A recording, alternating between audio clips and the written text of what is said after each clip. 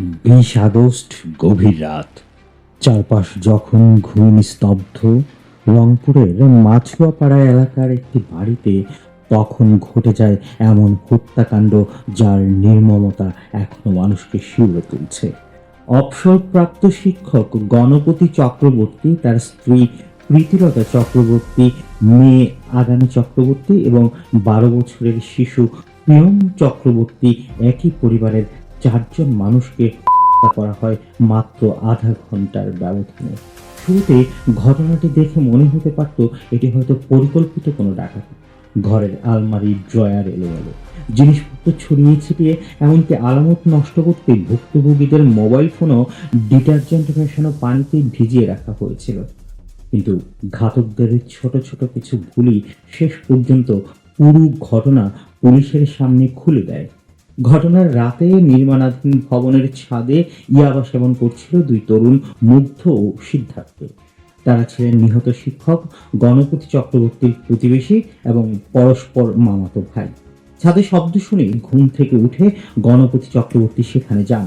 তাদের গভীর রাতে মাদক সেবন করতে দেখে ছাদ থেকে চলে যেতে বলেন। সেখানেই শুরু হয় কথা কাটাকাটি।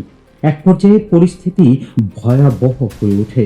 শিক্ষকের গলায় থাকা গামছা কেড়ে নিয়ে সেটি দিয়েই তাকে শ্বাসরোধ করা হয়। ধস্তাধস্তির শব্দ পেয়ে স্ত্রী প্রীতিলতা চক্রবর্তী সিঁড়ির দিকে এগিয়ে গেলে তাকে হত্যা করা হয়।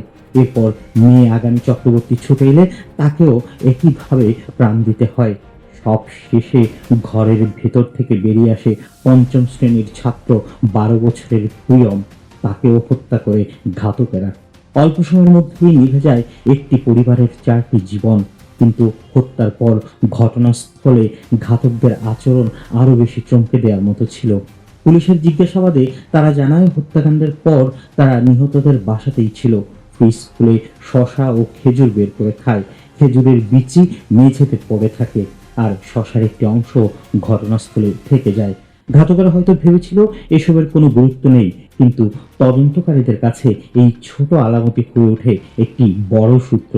আরেকটি বিষয় পুলিশের নজরে আসে। ঘর তছনছ করার সময় একটি অলংকার পেয়ে সেটি আসলে সোনা কিনা তা পরীক্ষা করার চেষ্টা করা হয়েছিল আগুনের সাহায্যে। এতে তদন্তকারীদের ধারণা হয় ঘটনার সঙ্গে স্বর্ণের কাজের অভিজ্ঞতা থাকা কেউ জড়িত থাকতে পারে। ক্রাইম সিন ইউনিট ও গোয়েন্দা পুলিশ ঘটনাস্থলে পৌঁছে আলামত সংগ্রহ শুরু করে। খেজুরের বিচি ও কামড়ানো শশার অংশ ডিএনএ পরীক্ষার জন্য পাঠানো হয়। পাশাপাশি এলাকার মাদকসেবী এবং সন্দেহভাজন ব্যক্তিদের তথ্য সংগ্রহ শুরু করে পুলিশ। তদন্ত এগোতে গিয়ে মুগ্ধ ও সিদ্ধার্থের নাম সামনে আসে। পুলিশের অভিযানের খবর পেয়ে সিদ্ধার্থ আত্মগোপনের চেষ্টা করে, কিন্তু শেষ পর্যন্ত দক্ষিণীগঞ্জ শ্মশান এলাকা থেকে তাকে গ্রেফতার করা হয়। পরে গ্রেফতার করা হয় মুগ্ধকেও। জিজ্ঞাসাবাদে তাদের কাছ থেকে হত্যাকাণ্ডের বিষয়ে গুরুত্বপূর্ণ তথ্য পাওয়া যায় বলে জানায় পুলিশ। এভাবেই ধীরে ধীরে পরিষ্কার হয়ে যায় ঘটনাটি শুধু একটি পরিবারের উপর হামলা নয়, এর পেছনে ছিল মাদক, লোভ এবং অপরাধ আড়াল করার চেষ্টা। হত্যার পর ডাকাতির দৃশ্য তৈরি করতে ঘরের বিভিন্ন জিনিসপত্র এলোমেলো করা হয়েছিল। মোবাইল ফোন ডিটারজেন্টের পানিতে ডুবিয়ে রেখে আঙ্গুলের ছাপ মুছে ফেলার চেষ্টা করা হয়। কিন্তু অপরাধের পর যতই আলামত নষ্ট করার চেষ্টা করা হোক না কেন, ঘটনাস্থলে পড়ে থাকা কয়েকটি ছোট চিহ্ন শেষ পর্যন্ত তদন্তকারীদের সঠিক পথ নিয়ে যায়। ঘটনার পর সামাজিক যোগাযোগ মাধ্যমে নানা ধরনের দাবি ও গুজব ছড়িয়ে পড়ে। কেউ কেউ হত্যাকাণ্ডটিকে ধর্মীয় কিংবা রাজনৈতিক পরিচয়ের সঙ্গে যুক্ত করার চেষ্টা করেন, কিন্তু তদন্তের সামনে আসে সম্পূর্ণ ভিন্ন একটি চিত্র। পুলিশের ভাষ্য অনুযায়ী মূল কারণ ছিল মাদক সেবন। পরিস্থিতি সামলাতে গিয়ে হঠাৎ সহিংসতা এবং এরপর অপরাধ লুকানোর চেষ্টা। এই ঘটনার সবচেয়ে বড় ধাক্কাটা এসেছে একটি পরিবারের উপর। সারা জীবন শিক্ষার্থীদের মানুষ করার কাজে থাকা একজন অবসরপ্রাপ্ত শিক্ষক, তার শিক্ষিকা স্ত্রী, উচ্চশিক্ষা শেষ করা তরুণী মেয়ে আর মাত্র 12 বছরের শিশুর জীবন এক রাতেই শেষ হয়ে গেছে। বন্ধ হয়ে গেছে একটি চ্যাপ্টার। তদন্তে পুলিশের দ্রুত পদক্ষেপ এবং ঘটনাস্থল থেকে পাওয়া ক্ষুদ্র আলামত গুরুত্বপূর্ণ ভূমিকা রেখেছে।